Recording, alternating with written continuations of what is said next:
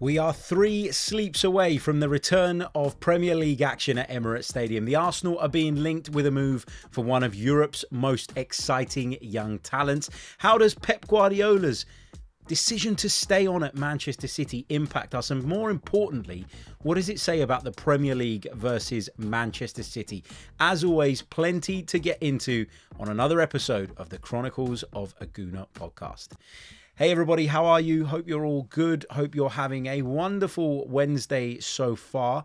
Coming to you live from North London on this Wednesday evening. Coming to you live from another room in the house. I'm just jumping around at the moment, trying to find somewhere quiet, somewhere kind of decent visually that hasn't got a ton of boxes in the way to make me look like I'm living in chaos, which I absolutely am at the moment. But hey, good to see you guys in the live chat. Good to see so many of you with us as always.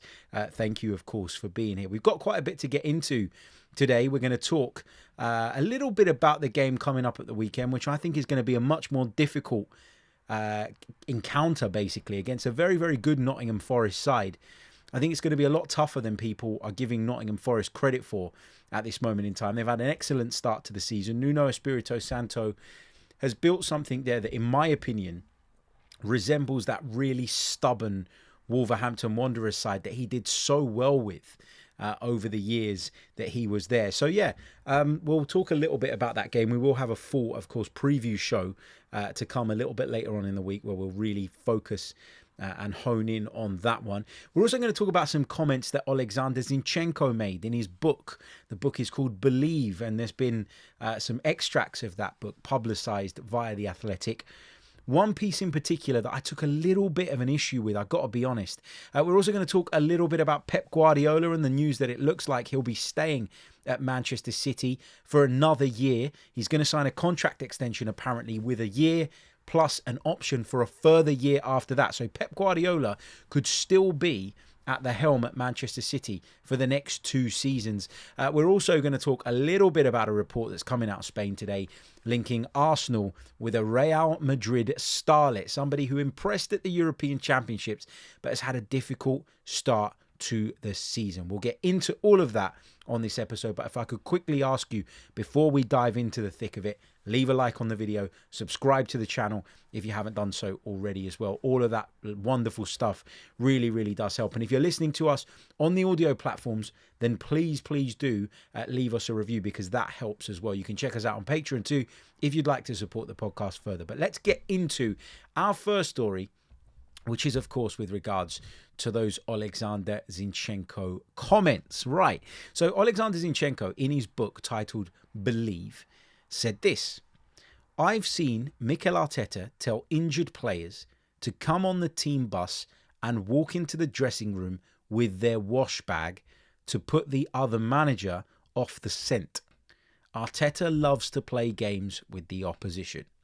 Now, the reason I've taken a little bit of an issue with these comments is not because I'm surprised or because it's a revelation. I think we all believe, knowing what Mikel Arteta's done to us as fans in recent years, which is pretend to everybody that somebody has got no chance of making it, or that the chances are really, really slim, knowing full well that actually the situation is the opposite, whereby they're more likely to play than unlikely to play. And bang, on the day of the game, you drop that bit of team news, everybody gets excited, it creates a buzz, it creates an excitement, and as Alexander Zinchenko put it, it also throws the opposition manager off the scent, who will, of course, find it more difficult to prepare, not knowing whether or not that player is going to be available and not knowing whether or not that player is actually going to play a part in the game. So, yeah, this comes as no surprise to me. And I don't really want to go overboard on this because I don't think that that's necessary. But I'm not sure that sharing that type of thing when you're a current Arsenal player is the right thing to do. Like, even if people suspect it, which they do, even if people listen to Mikel Arteta on those Friday press conferences and think he's talking nonsense, or let's not read into that too much because he's got a previous and he's got a history of sort of stringing us along with that type of thing. Whatever your view is on that, I just don't think that a current player should be saying this type of thing in a publication that's been released while he's still active at that football club and active working under that manager. I don't know. Forgive me if you think I'm maybe making a meal of this, and let me know what your thoughts are, of course, in the live chat. But I just don't see why that's happening, why we're doing that. I just don't see how that sits right when you're a current player and you're currently active at that club. I mean, if there was any element of surprise, and I know people probably don't listen, as I said, to what Mikel Arteta says and take it as the gospel, it just feels to me like if you're going out as a player and saying that, you're just making him sort of, or you're giving him a problem when he does want to play those mind games. Because at the moment, he probably plays those mind games, and there's 50% of you as an opposition manager that thinks, oh, so-and-so is out. And then there's probably 50% of you that thinks, well, it's Mikel Arteta, so I don't know. I'm not sure. That kind of mystique that's around Mikel Arteta's press conferences, in particular when he delivers team news, that's gone. If Zinchenko's saying stuff like that, because what he's basically saying is that Mikel Arteta's totally unbelievable, and there's no point in reading into anything he says. So just prepare for the game in the way that you think's best, and you're taking away his power, which is to be able to come out and say something like that and potentially throw you off the scent. So I didn't like those comments. I don't think those comments should be made by an active Arsenal player at this moment in time. Just my view and my opinion on that. If you're with us in the live chat, please be sure to leave a like on the video. It really, really does help. A big hello to Scott Graham, who says, Harry, if you're ever in Dallas, your first drink with the Dallas Schooner Society is on me, mate. I would absolutely love to visit there. Hopefully I can do one of those US tours very, very soon. I was really, really close to doing it this year.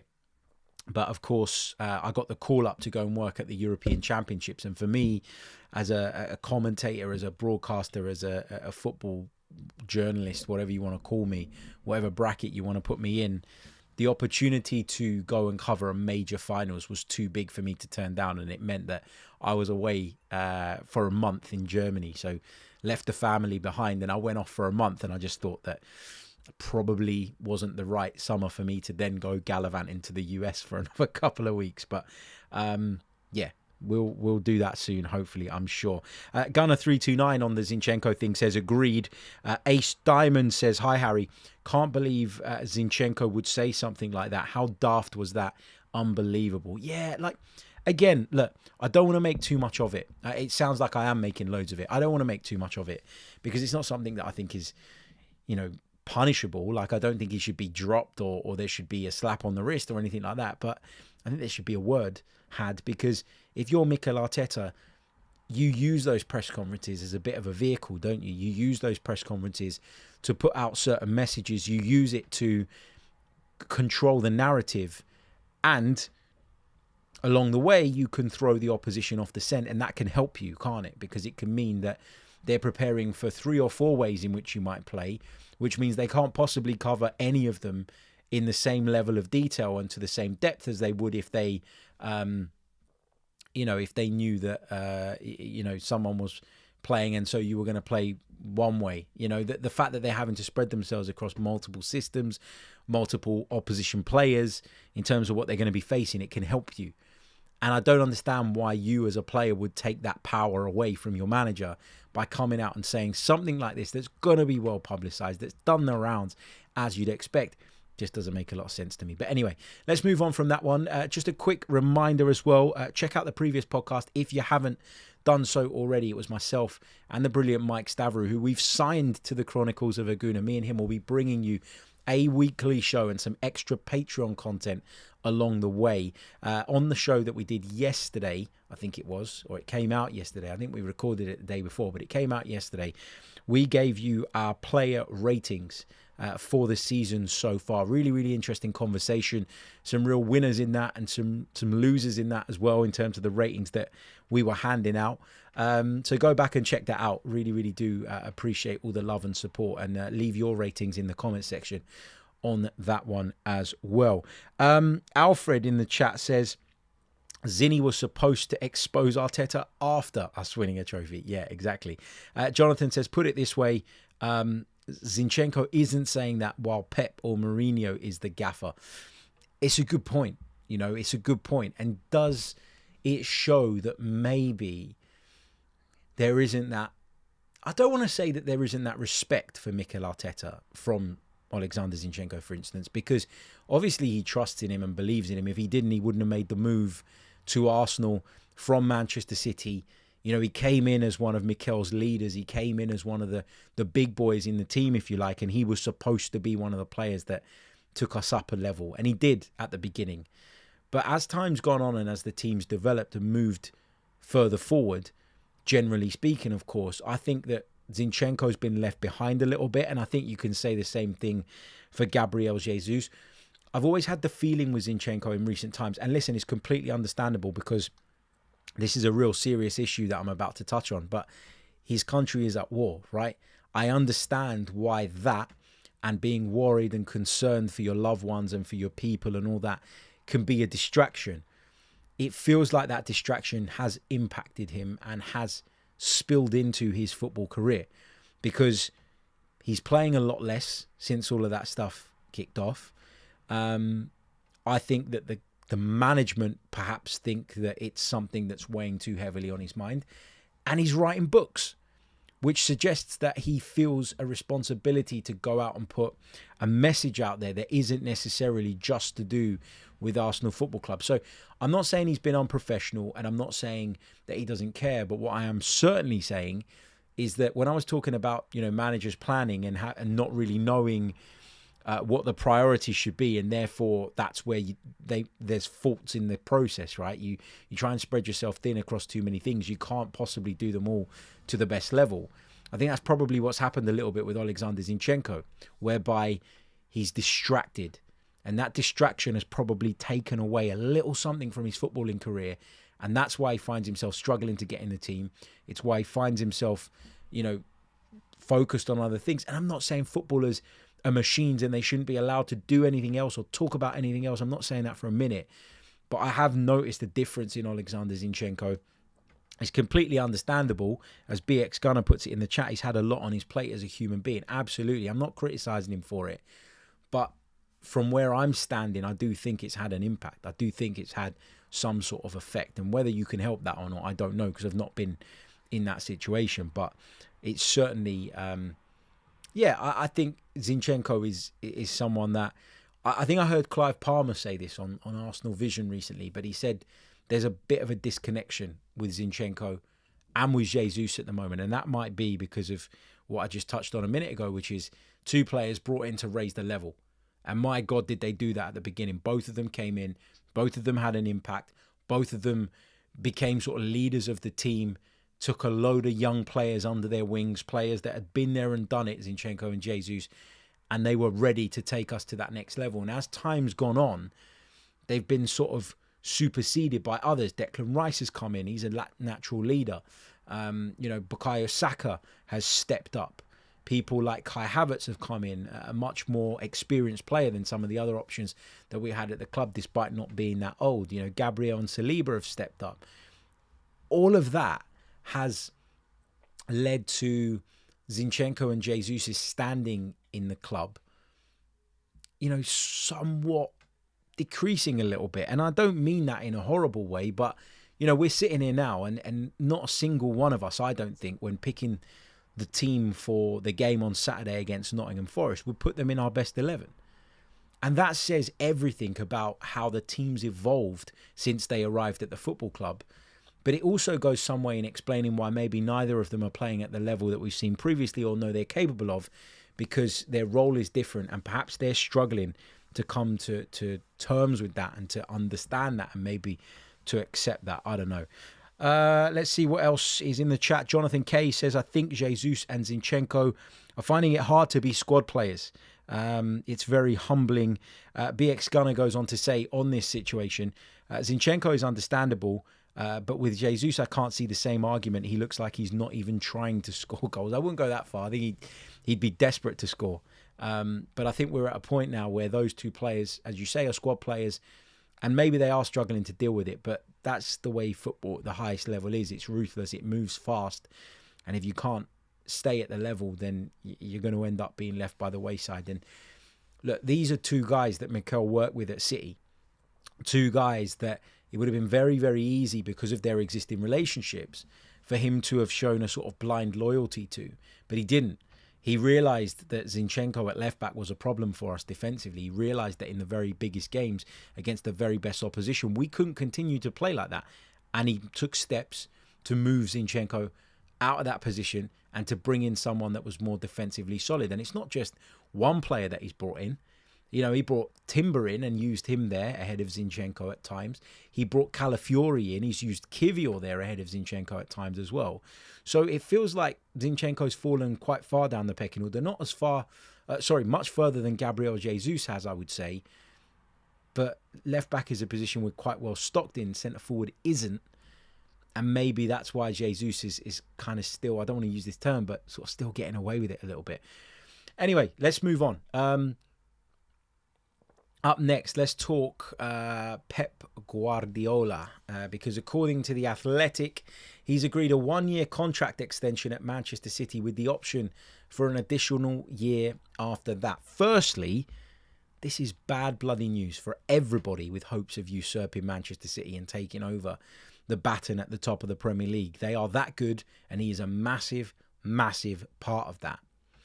But I guess the more interesting angle to come at this from is, does this give us an indication of the fact that internally Manchester City feel quite confident about this court case? Like, are they looking at this case and thinking, we're going to be fine? Have they passed that message on to Pep Guardiola? And has he sort of looked at the evidence, looked at maybe where they're at, been briefed by the legal people? And does he now think, well, you know what, actually nothing's really going to happen here, we'll be fine. And so I can stay. And so I can continue. And actually have the club schmoozed him and shown him that, you know, they're telling the truth, you know, at least their version of the truth. And is he looking at that now and going, well, you didn't betray me, so I'm okay to stay on? I don't know. I don't know if it gives us any indication as to where this case is at between Manchester City and the Premier League. What I would say is there's another alternative angle at which you can come at this from, and this was put to me on I think it was X earlier on today. Let me just find the tweet, because my view on it was where is it? Here we go. I said, Guardiola extending at City is huge. Does it show a confidence within the club that they're going to be able to fight off the Premier League's charges? Maybe. What I do know is they're going to have a bloody brilliant manager for another year, potentially two. And James on X, whose screen name is @YoungHanSolo, he says, I think it says more that he's signing year by year.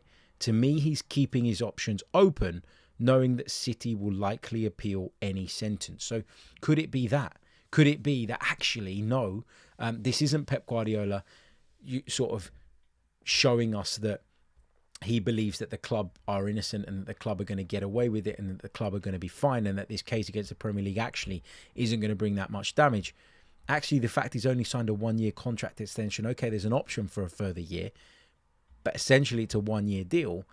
Does that say that actually Pep Guardiola is not sure what his next move is yet, and are Man City just going to appeal whatever decision comes and tie the league up in knots anyway and cause further delays to this issue, which means that he can still work and still do his thing at the top of the Premier League? I just don't know, guys.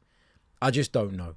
I don't know how to read this. Whether you want to try it and read between the lines on this or not, at the end of the day, one of our big rivals will have the best manager, I think, of our generation for another year, possibly two. So it isn't good news, really, for us, is it? Whatever way you look at it. Okay, moving on. According to Spanish outlet Sport, Arsenal see Real Madrid star Arda Guler as a potential Martin Odegaard 2.0. The plan is to try and get him on loan from Real Madrid with a view to signing him on a permanent deal down the line. He's a superb talent. He's really, really impressed whenever I've watched him. He really, really impressed at the Euros, I thought, for Turkey. His minutes this season under Carlo Ancelotti have been limited at Real Madrid, and he had a good run at the back end of last season, and you thought that going into this campaign, especially off the back of a really good display at the Euros, that he'd start to play a more significant role at the Santiago Bernabeu. That hasn't really happened. And there are murmurs and there are whispers and rumours coming out of Spain that he's not too happy with the situation that he finds himself in. He's clearly really, really gifted. And I think Arsenal will look at that example with Martin Odegaard and think, well, if we can create the right environment for someone who's undoubtedly talented but hasn't really hit the heights, hit the heights that were expected of them, then that's something that we should look to take advantage of. Arsenal will believe, given what happened with Martin Odegaard, what happened with Kai Havertz, that if they think the talent is there, they can create the environment in which that player can thrive, and that it's a worthwhile move and it's a worthwhile signing. And there's no reason why he can't be a hit at Arsenal. I think he's really talented. I think he's technically brilliant. I think he's got a wonderful left foot. I think he's a fantastic footballer. My only reservation is, though, I feel like at this phase of the project, and people keep talking about that, don't they? Which phase of the project are we at? Where are we at exactly in the Arsenal, Mikel Arteta timeline, etc., etc.? I feel like at this stage, we need to be looking for sure things. And someone will push back on me and say, well, there's no such thing as a sure thing in football. And to a degree, I agree with that. In fact, it's one of the things I say quite often, isn't it? On the shows. But I just think we should be looking for a player that's ready, not another project player, like not another player that we got to develop, that we got to be patient with, that we got to wait for. And then I think about Arda Guler physically, and I think if Mikel Arteta has clearly made this move towards like really physical players, and people will say, well, we're talking about a winger here, and Saka isn't particularly big, and neither is Gabriel Martinelli. But I tell you what, those two physically are fantastic. The ground they cover, the strength they show, the way they're able to go into those duels, barge into people, all the rest of it. They're very, very good at protecting the ball, protecting themselves. And for not so big men, they kind of come across as big men on the pitch. And that's what I really love about them. And I think that's what Mikel Arteta loves about them. It's why I think that Mikel Arteta prefers Martinelli over Trossard so much, because he believes that Martinelli gives him something more on the physical side of things than Leandro Trossard can. I really, really do believe that. Where would Guler fit in? I mean, first of all, let's be clear. It's coming from Sport. It's been regurgitated by the Mail. It isn't exactly coming from the most reliable source, but it was a name that when I read it this morning, I thought, oh, that's interesting, because I do rate the player. He's got a wonderful goal at the Euros, didn't he? He's been brilliant at the back end of last season for Real Madrid. Not quite gone his way at the start of this season, but Real Madrid can eat anybody up. Just because Real Madrid has maybe eaten Arda Guler up at 19 years old, it doesn't mean that he hasn't got a bright future ahead of him, and it doesn't mean that he's not an exciting prospect. So, yeah, I'm kind of torn on this. You know, I like the idea, but this should be a signing that you make to supplement your main business. If you're going to get him on loan with a view to making that deal permanently, then you'd imagine that if Real Madrid were going to play ball with that, the fee that they'd be asking for when you try and turn that deal permanent wouldn't be outrageous. So that's what you'd be hoping. You'd think, well, if he's on the peripheries here, if they can get 40, 50 million quid for him down the line, they might think about that. If the players express the concern, if the manager doesn't really feel like he's a good fit anymore, you know, those things can happen. But yeah, I want an answer to our problem. I want a solution that is going to help us right now. And I don't necessarily want another project signing in isolation. Like, if we're going to get a project signing to supplement some other business, all good. Because I think you have to plan like that. And if 1 in 3 of those signings comes off, then you're probably still in the plus. But yeah, that's my kind of view on this one with Arda Guler. Good player, talented player. And I think there's maybe a little bit of a danger, actually, of being sucked into, believing that this is definitely a deal that you should do because of what happened with Martin Odegaard. And I don't think what happened with Martin Odegaard is something that's guaranteed to happen with anyone else. I think he's a very special talent. And I don't know enough about Arda Guler to say that he doesn't have this particular strength I'm going to talk about. But with Martin Odegaard, there's a clear resilience, man. Like, you know, he went to Real Madrid and went out on a series of loan deals and performed pretty well on each and every one of those loan spells. Arda Guler has gone from Turkish football to Real Madrid, and the step up has been massive. And he's handled it really well, generally speaking. But there's obviously something that is holding Carlo Ancelotti back, because Carlo Ancelotti is not a manager that looks at players and thinks, well, you're too young and regardless of your talent, I can't play you. There's a lot of players that have come through that Real Madrid side and at other clubs where Carlo Ancelotti's managed, where he's applied the if you're old enough, you're good enough kind of logic. And we've seen those players go on to thrive. So I wonder if there's something else in the background that we don't quite know and we don't quite understand. And as fans, we probably never will. I think with Odegaard, Mikel Arteta would have had conversations with him. Arsenal would have had conversations with him. And based on what they knew about his footballing abilities and capabilities and those conversations, understanding the character, the personality, what his sort of ambitions and goals were, I think they felt that he had the full package. And so I'll always remember that summer when we were linked with Odegaard. We brought him in on loan. He'd gone back and people were saying to me, no, don't get him. Don't sign him. Don't sign him. Go and get Emi Buendia. Remember him? And fast forward a few years down the line, and we've just been without Martin Odegaard, and our team has barely functioned in the attacking third.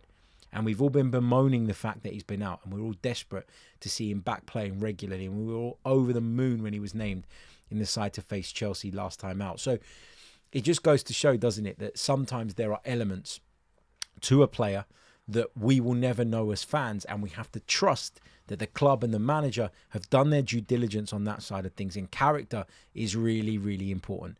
I'm not saying Arda Guler doesn't have that, but what I am saying is that not every case is going to be a Martin Odegaard case. And with the Martin Odegaard case, you know, there were obviously things that were impressive about the young man that we could not see.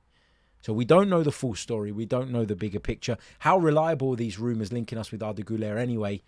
Not that reliable is what I would say. And again, when I said there's a danger of falling into the trap of thinking that this will definitely work because it worked with Martin Odegaard, I think, you know, that could be the root of where this story comes from as well. And that can happen. That can easily happen. You know, we've seen it so many times where journalists look at a story and they think, well, does this make sense?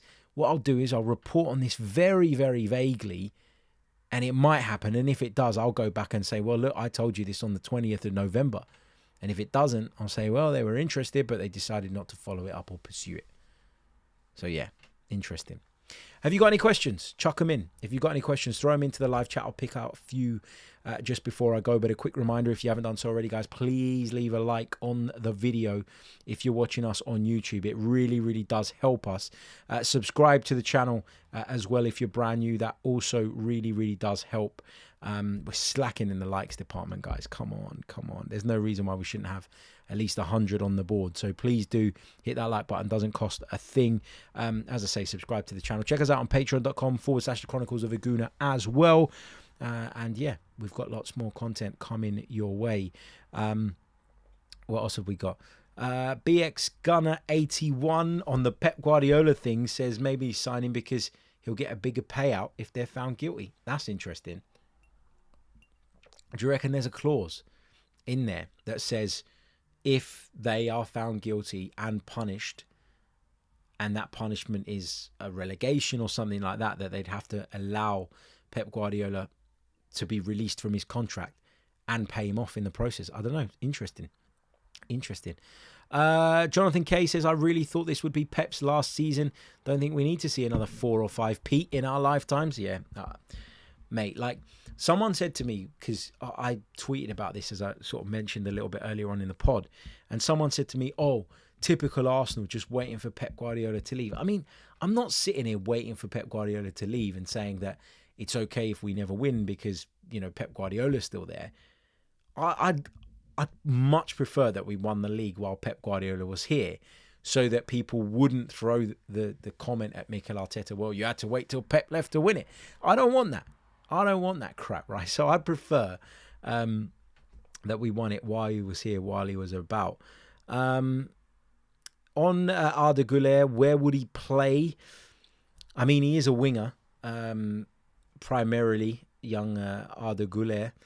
If, he's a winger, but I think he's a left footer. I know he's a left footer, so I think he prefers to play from that right hand side where he could cut in. And then again, that's kind of something in the section of maybe why this doesn't make ideal sense, is that how many of these players are we going to have? Like, Saka is our right winger. What's the point in bringing in loads? Like, Jesus can play there, Martinelli can play there. You know, Raheem Sterling is there at the moment at the club, and you know, I think we'll probably see him play a little bit more between now and the end of the season. I mean, in the long term, Arda Guler is young enough to develop and young enough that you could sign him and justify not playing him every single game. But at the same time, if you believe he's a big enough talent to try and prize him away from Real Madrid, surely you'd want him to come in and fulfill a position that is actually up for grabs. And our right wing position is certainly not. It's one of maybe 2-3 positions maximum in this team where there's just no movement. Like, there's no movement whatsoever. Bukayo Saka is that guy. It's his position. So yeah, interesting one. Interesting indeed. Puran says, don't forget to like. Yes. Jonathan says, the January window is a tough one for big signings, especially at Arsenal. I hope Arsenal shock us with a big signing, but I don't expect anything major to happen. I'm going to get called an excuse maker and a PR merchant for saying this, but I don't think there's going to be any big signings either. Not this month. I say this month. What am I talking about? Not in January. You can tell I've been moving house and I'm all over the bloody place. Like, I'm sitting in this bedroom. You should see the rest of the bedroom. It is a bomb site. Just boxes on top of boxes on top of boxes. But anyway, I don't think there's going to be a major signing in January unless there's a major departure. And right now, I can't see who that major departure would be. I just can't see it. Someone's asked me on X about Kieran Tierney. Is there a way back for him at Arsenal? And interestingly, just before we went live, Arsenal dropped a training video on social media, and Kieran Tierney was in it training with the team. Could he be someone that we reintegrate? The thing with Kieran Tierney is that we've developed and we've evolved as a team, and we've probably moved past him, okay? And his style doesn't quite fit, which is why he left in the first place. But that's one player that you look at and you just think, I've got no concerns, no issues, and no worries about your attitude. Like, I've just got no concerns on that side of things. And so if we were to need to call upon you, I would believe wholeheartedly that you would come into the team and you would do what's required and you would give your absolute all. And it's great to have players like that around. And it almost makes you feel guilty for discarding them in the first place. But it was nice to see him back training, even if it's just to build him back up fitness-wise and allow him to move on in January and go on to play regular football again, because he's far too good a player to be warming someone's bench. There's no doubt about that. Right, anyway, going to thank you all for joining me on this episode of the podcast. Thank you all so much. Really, really appreciate the support, the love, and all the rest of it. Make sure you are subscribed and have your notifications turned on, and we'll be back with another episode very, very, very, very soon. Until then, take care of yourselves and have a good day. Goodbye.